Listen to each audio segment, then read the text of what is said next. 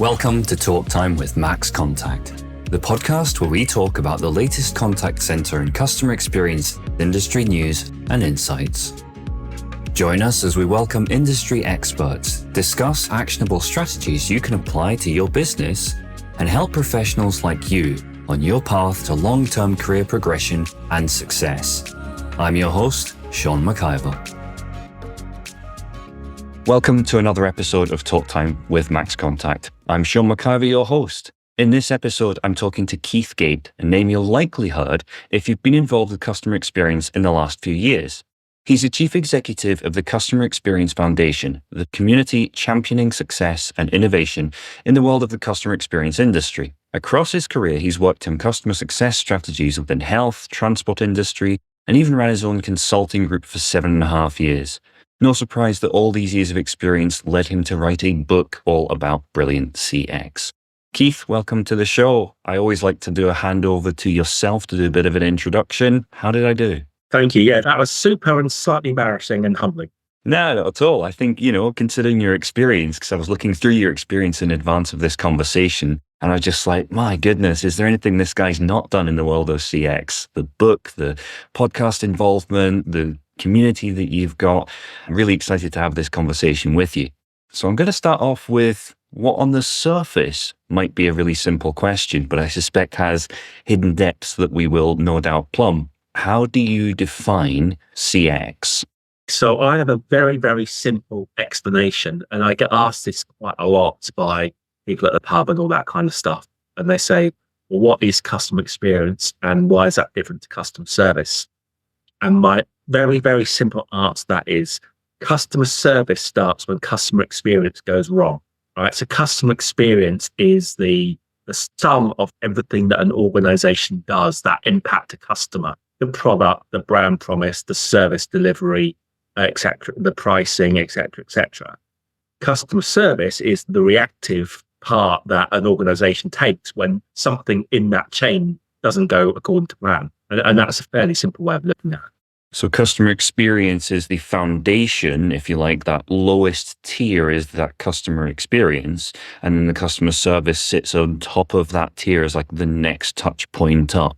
Yeah. In the perfect world, there's no customer service because nothing ever goes wrong. Most, not all, but most contact that organizations get, it's corrective action because something hasn't happened or hasn't happened according to plan or hasn't happened according to the customer's desires. That's nearly all failure demand and so that's all reactive work that an organization's having to do and price in because there are things not going right in the customer journey, or there are things they can't get right in their customer journey. That means the customer's got to contact. In the perfect world, and I appreciate no one lives in the perfect world, and it's just, well, otherwise we'd all be out of a job. But in the perfect world, nothing goes wrong.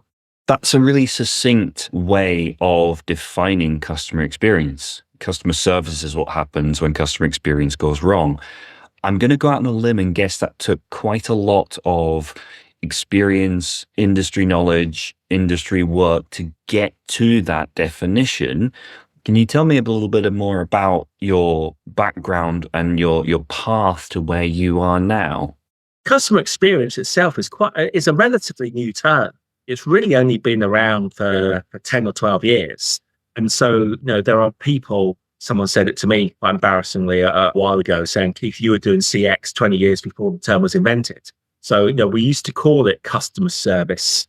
We used to call it customer service strategy. We used to call it customer contact strategy or channel strategy. And now it's more badged under customer experience. But there's more things to customer experience. And a lot of customer experience is about the design. So you're trying to design a customer experience, or you're trying to design out issues with the customer experience. It's also backward looking. So a lot of feedback, the research, the insight is more backward looking.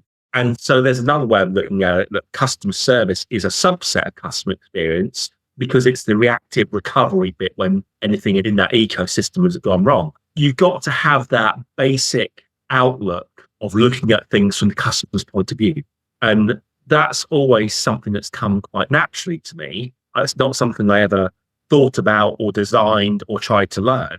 That's just always been the way that my brain's worked since mid to late 90s, is well, how's the customer looking at that? That sort of surprises me, frustrates me that many organizations and people within them still don't have that outlook. Because without looking at things from the customer's point of view, well, why are we here? Because it's the customer that pays the bills. That does surprise and frustrate me a little bit.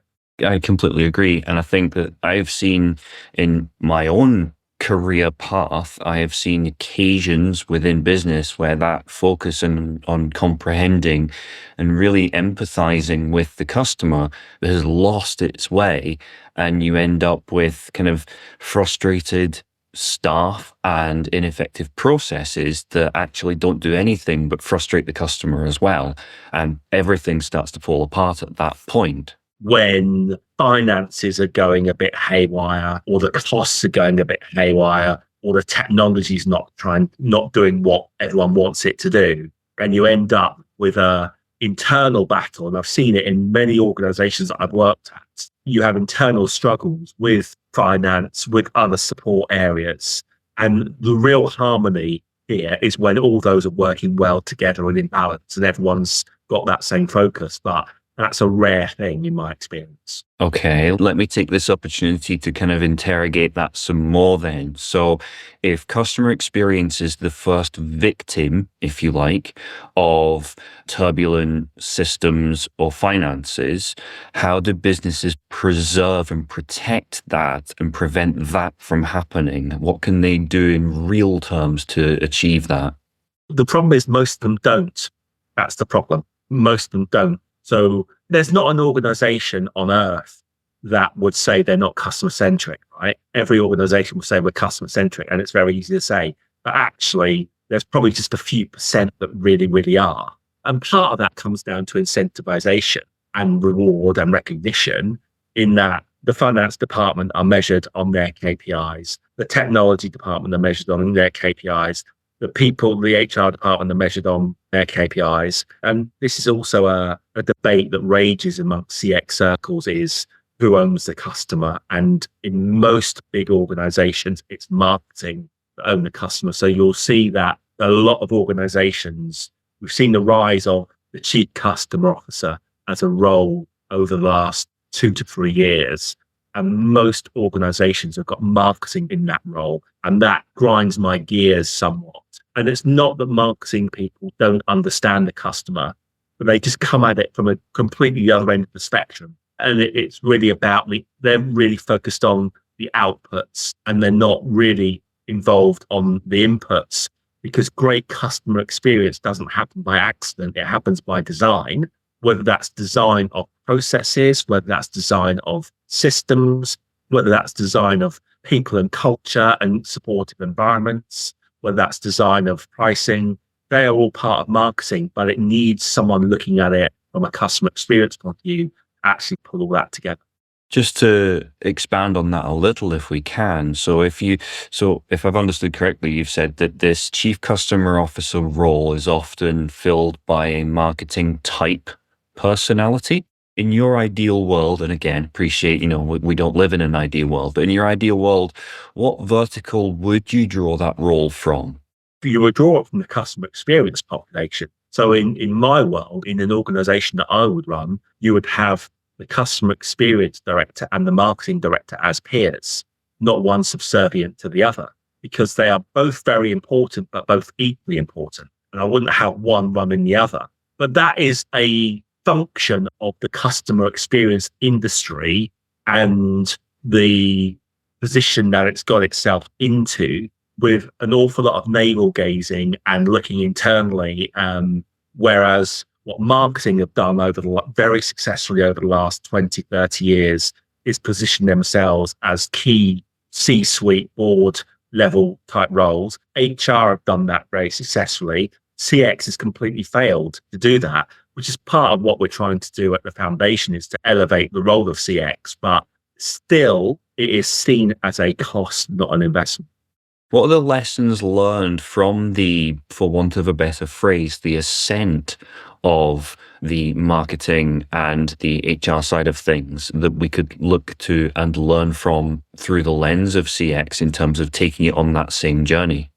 Certainly professionalization and education is very, very key to that. So that success of marketing and HR hasn't happened by accident. Their leaders, their associations, their bodies have put in robust, thorough, extensive education, accreditation, professionalization programs in place over decades. And CX just hasn't done that. There are still a lot of people in CX. It's customer service. You just got to get it and you just got to accept it. And that doesn't hold water. I've been on the board of 4 organizations, and the finance is absolutely critical, because no organization, you could have the best customer service in the world, but if you're not making any money, it's a waste of time. You're going to fail. You need the CIO, you need the CFO, you need the HR, you need the support services. And the best organizations are the ones that have got that in harmony. So marketing and HR, particularly as two, have very successfully positioned themselves with professional standards over the last 20, 30 years. And CX is decades behind in that. So one of the things that I guess I would ask off the back of that then is that this lag that we see within the customer experience universe, was that one of the driving factors around setting up the customer experience foundation? And can you tell me about how that came about and what your goals are with the foundation? Yes, it is one of the objectives of the foundation, but there are very many strands to that. And we're not going to change the world in a couple of years. The CXPA American-led organization has been around for probably 12 years now, still not particularly well known, still not with a lot of traction. The CCXP exam has been going for 5 or 6 years now, still very, very niche, not particularly academically rigorous. So that CX accreditation is not there. We also, as an industry, don't invest in people from the bottom up. You've got IT degrees, you've got event management degrees, you've got marketing degrees. People come out of university with these qualifications. That doesn't happen in customer service world. People just sort of end up in it really because it's something that they like doing, or it's a niche that they cotton onto. And that comes back to the professionalization of the industry. So this is a 20-year program. So with the foundation, we're a relatively new trade association, contact center and customer experience. We're going 2 years in April this year, in April 24. And we're all about being inclusive, embracing, visionary, compassionate, and celebrating success of the industry, but also about bringing people together. So bringing buyers and sellers together, bringing thought leaders together, and harnessing that thought leadership and getting it out in a safe environment, bringing a new level to thought leadership, really. So one of the drivers of launching the foundation was out of frustration about what I saw from organizations that weren't led by CX practitioners. And I thought there has to be a space for a CX organization that is led by CX practitioners that have walked the walk. There has to be a place for that.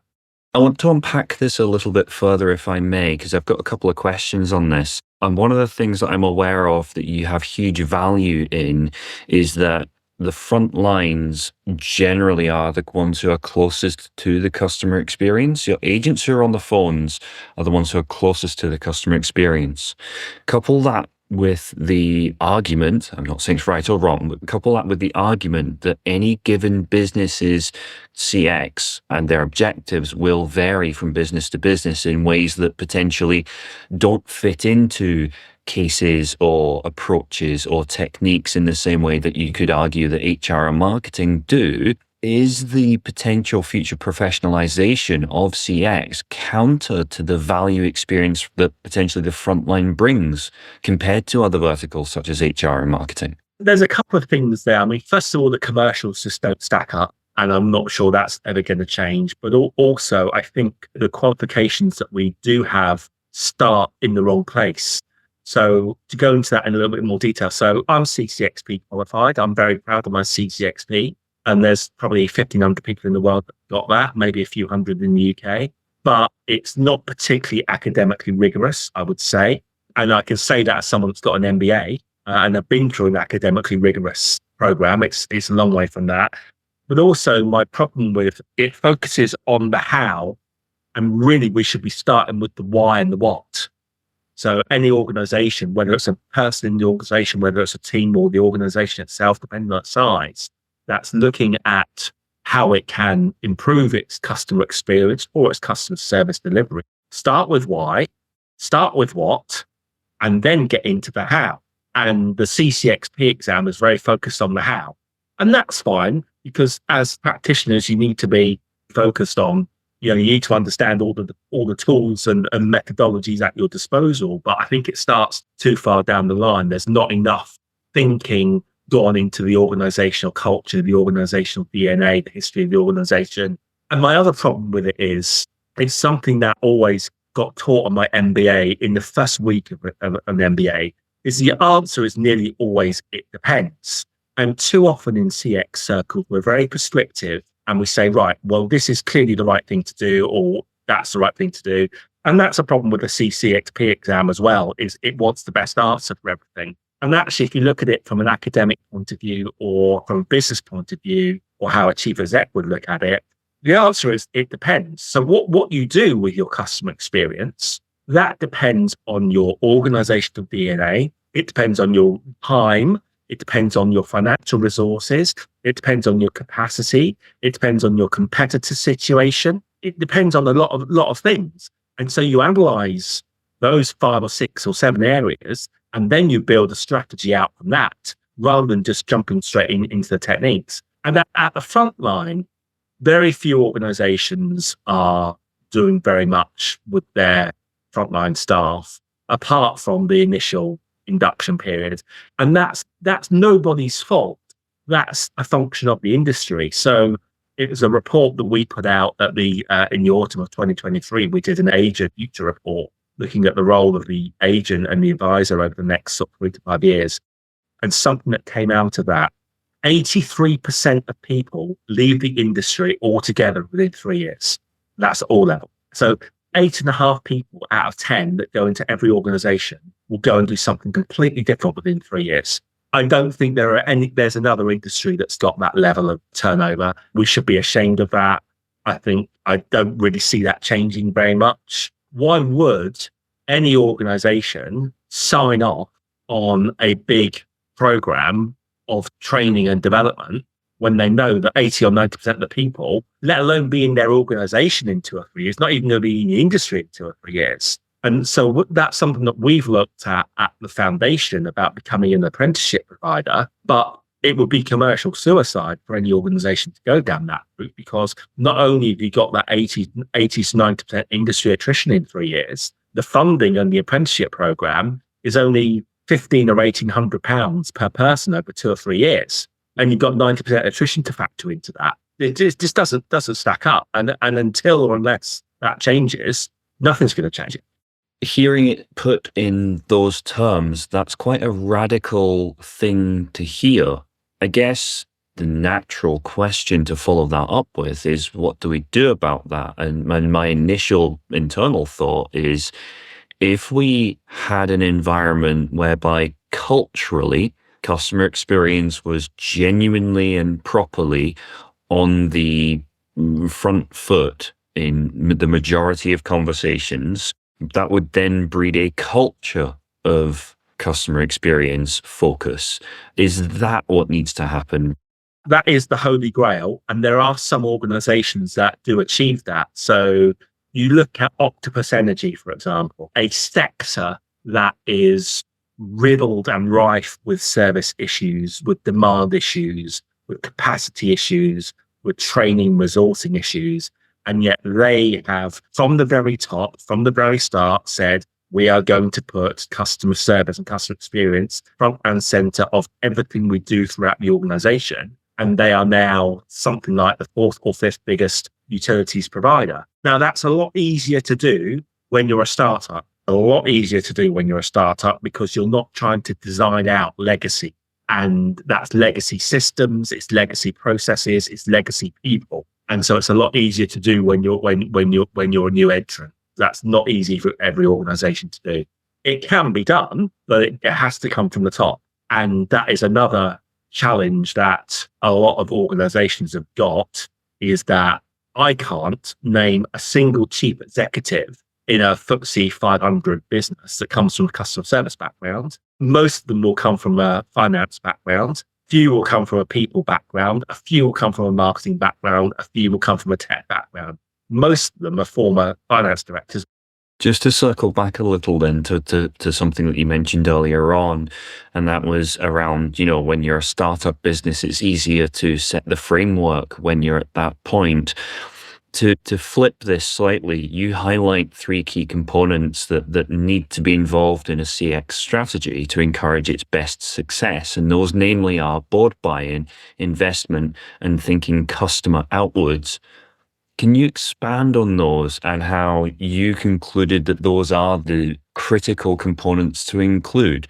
Just because obviously this will be part of a conversation for existing businesses, as well as setting the framework for new businesses who are building.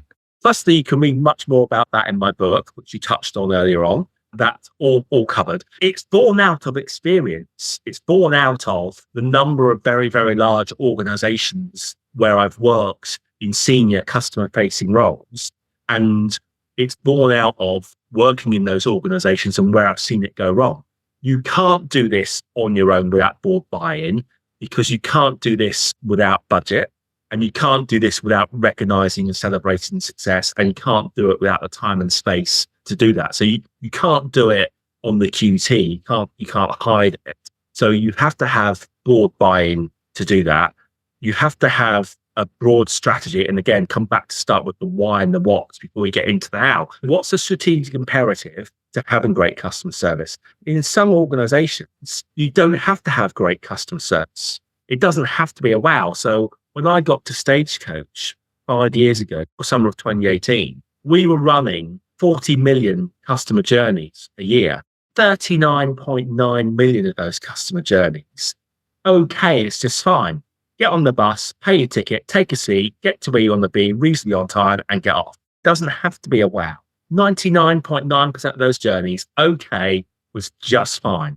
There, you've got, and I didn't touch the contact center in that role at all, and yet we won awards for what we did. It was all about the culture. It was all about management behavior, depot culture, recognizing that the moment of truth in that business was the interaction between the customer and the driver when the customer gets on the bus. We focused on that. In utilities, I did my MBA thesis on the causes of churn in utilities, and this was going back to 2010. And particularly around broadband, particularly in gas and electric, there's no such thing as customer loyalty. Everything was bought on price. Everything was bought on price. So you look at car insurance now, no such thing as customer loyalty on price. It's all price driven. It's all through comparison websites. Most organizations don't even know who their customer is until they've bought a policy. They won't even talk to their customer until there's a claim. So why would you bother developing a proactive customer experience strategy? You don't need to in that sector. What you do in that sector is make sure that when something does go wrong, when there's a crash and accident, that your processes are swift, efficient, and robust. And that's when the corrective action comes in. So there are some organizations where you need a wow customer service. If you're running a boutique in Dubai, it's all about great customer service. But if you're running a utilities company, there's no point. So again, I don't agree with this evangelical approach of some in our industry that it has to be customer experience at any cost. It's never customer service at any cost. Good service to good customers. You've got to look at the why. Why is this important to your organization strategic? Is it going to drive growth? Is it going to cut costs? Is it going to drive customer loyalty? Look at all those before you even think about tools. You've hit on some really interesting points there, particularly around what you were saying around those moments of truth, identifying those moments of truth and then making those into actionable, real, significantly impactful moments of truth. And that's where the value is. And it doesn't have to be this seismic shift to delighting every single customer that you have. And you can also hone that down into, so, looking back, probably maybe even 20 years ago when I was at Sainsbury's and we were looking at a customer improvement strategy on the business division that I was running, we tried to incrementally improve every aspect of the customer journey. So we tried to improve that bit 10%, that bit 5%, that bit 5%. And actually now the thinking is much more, actually just improve one or two key moments of truth areas in your business. Get that right, and that can probably take away 50% of your demand by getting those 1, 2, or 3 areas absolutely nailed. And then you can go back and tidy up the rest later on. Yeah, no, that makes perfect sense. I have to mention your book, Definitely CX, that covers just about every aspect of the customer experience. To quote, it helps you design a stress-tested CX strategy that your board will love and deliver extraordinary customer value. I'm going to ask this question in 2 parts. Like, why did you decide to write this? And secondarily, how did you find the writing process? What did that really bring forward that you maybe weren't consciously aware of before you started writing? The reason why I wrote it was, if you'll excuse my language, to cut through some of the bull. And we've all seen a lot of CX books and a lot of CX practitioners really to cut through the CX influencer bull.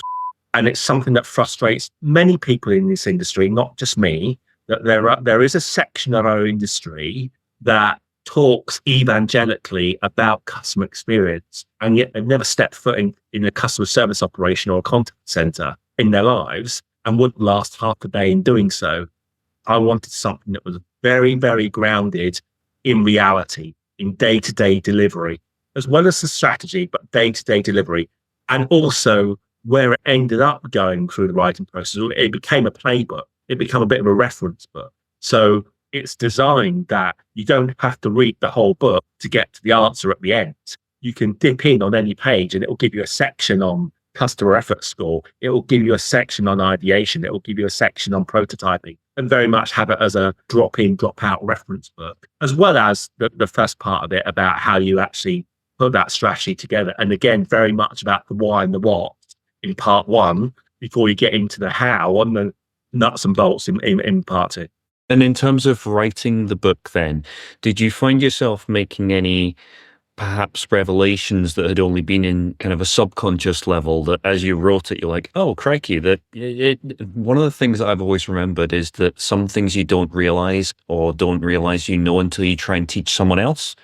And that's when certain things crystallize. Did you have any of those sorts of moments? The vast bulk of the book was a brain dump. The bit that took a bit of time, and I was challenged by our publisher, was the very, very first part of the book. And they said to me, you've got to define who it's for. And I'd had a conversation with a client, funnily enough, literally that week. And that's the opening part of the book. And it's really designed for the accidental CX manager, someone where CX has been landed on them, where it's not their natural skill set. It's not designed for people like us that have been in CX for 20 years, who even know all the methodologies, or have got their own methodologies and have got their own battle scars and all that. It's designed for someone that CX as a sector has been landed on them, or the contact center has been landed on them, because everyone thinks it's easy to run a call center until they actually step into it and find out how hard it is. So it's very much designed for the accidental CX manager, just to help them on their way and give them a guide that they can drop into. And that was the challenging bit. That's the bit that took longer than the rest of the book put together, was actually just scoping all that out and defining who it's for and actually who it's not for. Excellent. No, thank you for that. I didn't even get through like some of the questions that I wanted to get to, because we've ended up kind of exploring so much of. Maybe we'll do a part 2. It would be great to do a part 2. I'd love to, but unfortunately we have run out of time. However, I would highly recommend having a look at Definitely CX by Keith Gait. It is a fantastic read, very, very insightful. Keith, it's been a pleasure speaking to you today. Hopefully I get the chance to talk to you again. And yeah, thank you ever so much for your time today. Thank you for having me on, Sean. It's been an absolute pleasure. Talk Time is brought to you by MaxContact. To find out more about MaxContact and how our customer engagement software can help you and your teams provide smarter customer experiences, visit maxcontact.com and book your personalized demo today.